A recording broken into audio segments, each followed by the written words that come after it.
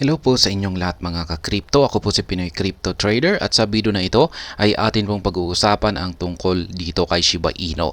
Kung saan sabi rito ay nakapag-record po siya ng uptrend sa ibabaw ng presyong 50 digits at saka 8. Ayan, kaya narito raw ang mga sunod na mga key levels na kailangan daw po nating tutukan.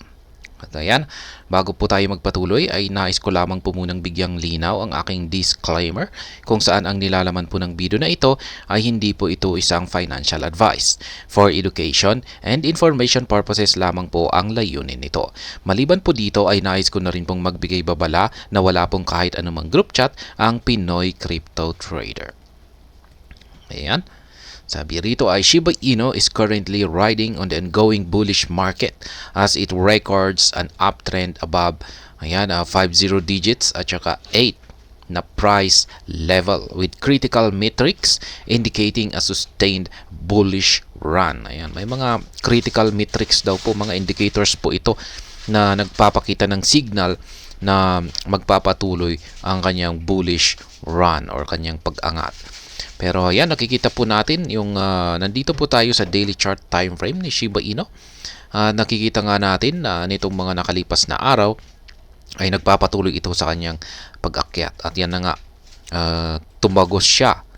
Ayan, nagkaroon siya ng breakout dito noong mga November 11. Yan, yung kanyang nabuong candlestick dito sa ating major resistance line dito na 888. Ngayon nga lang at yung nabubuong candlestick natin ngayon, yung current candlestick natin ngayon ay nagpapakita po na mukhang magkakaroon siya ng rejection.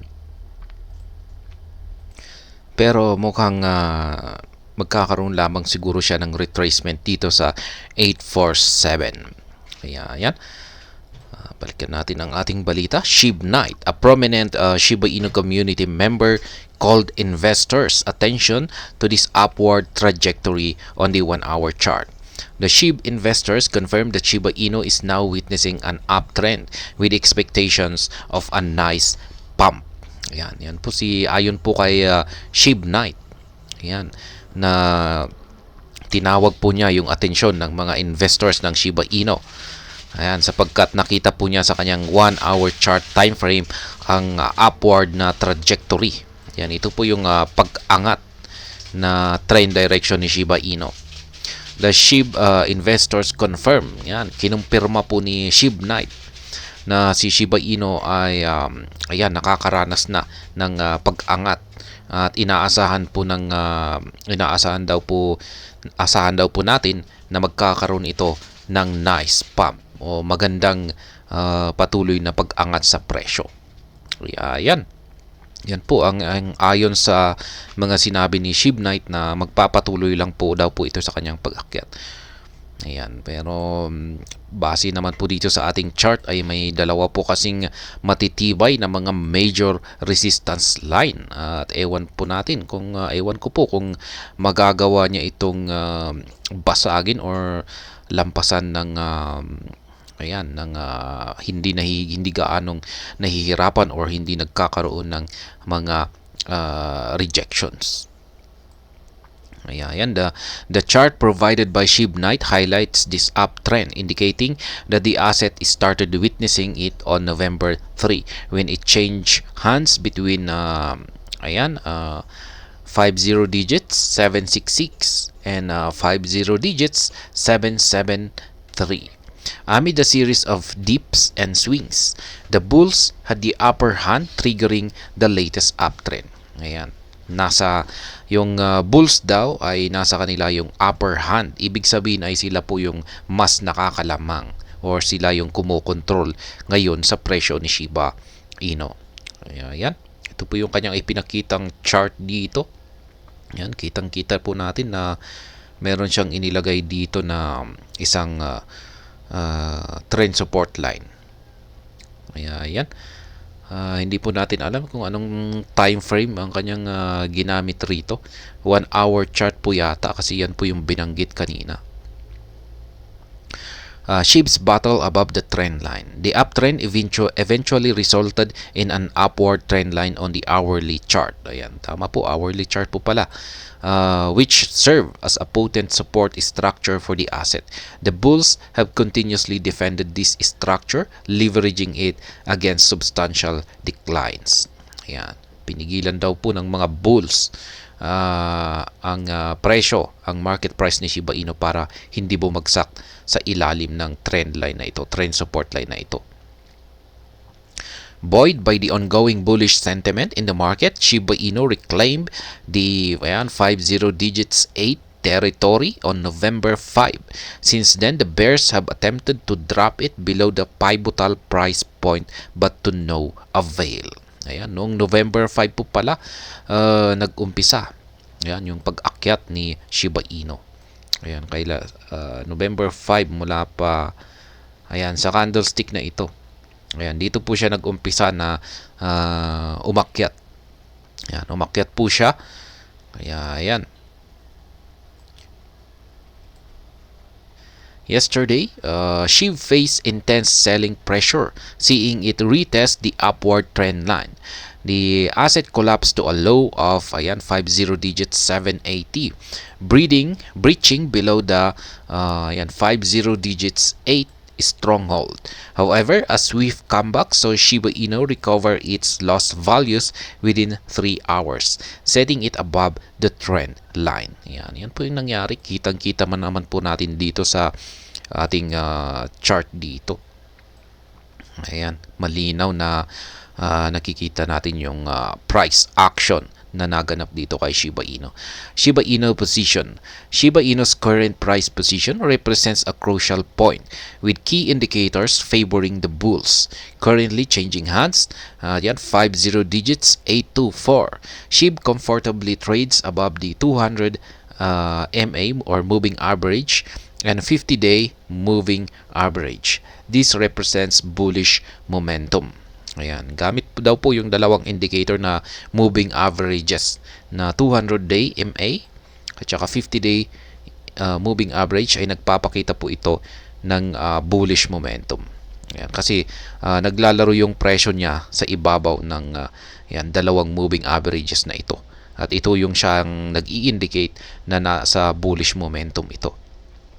In addition, despite the recent upsurge, SHIB's relative strength index or RSI sits in a favorable territories in the 1-hour time frame. Ayan.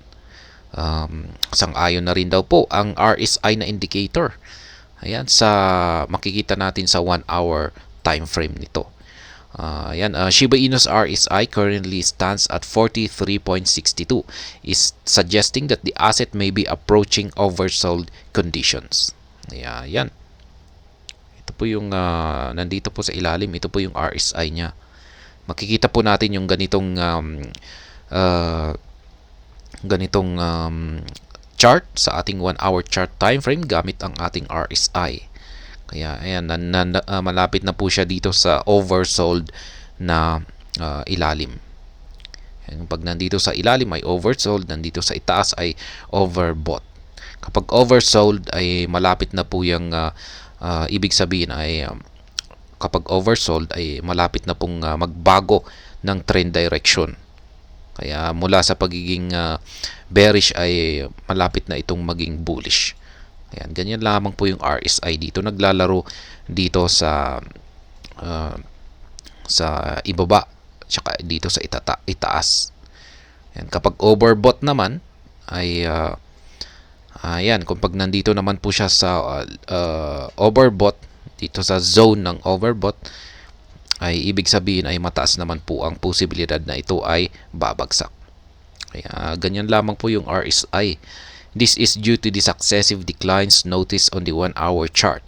A drop in oversold territories could indicate that SHIB is due for a rebound on the hourly time frame. However, an RSI of 43.62 could signal a potentially weakening trend when combined with a moving average line of 49.63.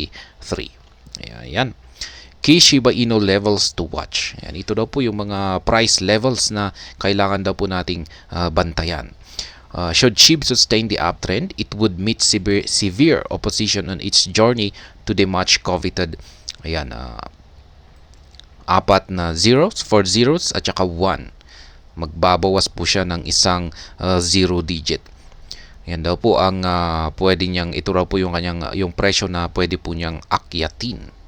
Yan, kung sakaling ayan, nagkaroon ng patuloy na pag-angat si Shiba Inu. The first opposition lies at ayan, 50 digits 831 at the Fibonacci of 0.5 level. Breaking this level would bring staggering ayan, 50 digits 841 into play, and then 50 digits 848. Ayan daw po. Gumagamit po siya ng Fibonacci. Ito po yung kanyang Fibonacci levels. At yung mga linya po na ito ang siyang nagsisilbing mga resistance line. Ayan, kaya kung pag nabasag po ng market price ni Shiba Inu yung kada linya na ito, ay ayan, magpapatuloy siya sa kanyang pag-akyat. Kaya ayan. SHIB will likely witness one of its intense resistance levels.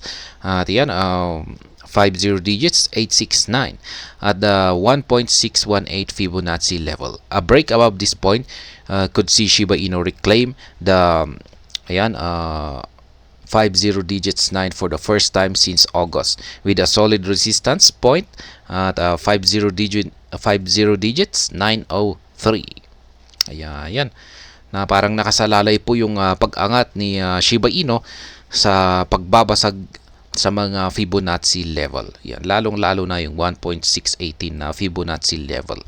Kaya yan po yung mga tututukan daw natin. Meanwhile, despite the recent drop in its price, Shiba Inu retains market interest.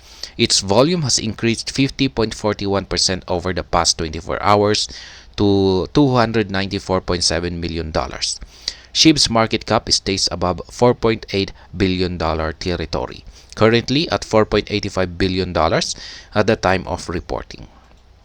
Ayan, patuloy pa rin po na maraming nagkaka-interest dito kay Shiba Inu. Yan, dahil ang nagpapakita po rito, ang proof ay tumaas po yung kanyang trading volume ng 50.41%. Yan po ang isang parang indicator na nagpapakita na may market interest pa rin dito kay Shiba Inu. Yan. Yan ang nangyayari ngayon, ang kalagayan ngayon ni Shiba Inu base dito sa balitang ito. At ayan, hanggang dito na lamang po tayo sa video na ito. Sana po ay inyong nagustuhan ang aking paliwanag dito. Kung inyo po itong nagustuhan, pakiclick lamang po ang like button nito. Para naman po sa mga bago lamang dito, kayo po ay aking inaanyayahan para mag-subscribe.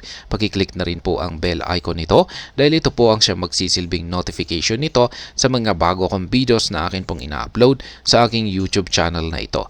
Marami pong salamat sa panonood. Ingat po tayo lagi at God bless po sa ating lahat.